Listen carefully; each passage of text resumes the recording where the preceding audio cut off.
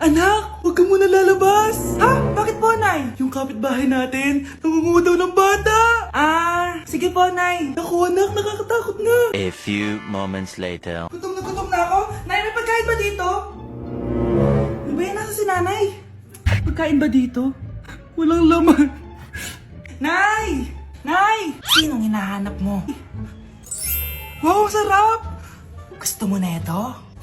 Gutom na ako. Tara sa bahay, madaming ganito. 1 hour later. Anak, ito na pagkain mo. Anak! Anak! Nasaan na ba yun? Anak! Anak! Anak! Anak! Nasaan na yung anak ko? Anak!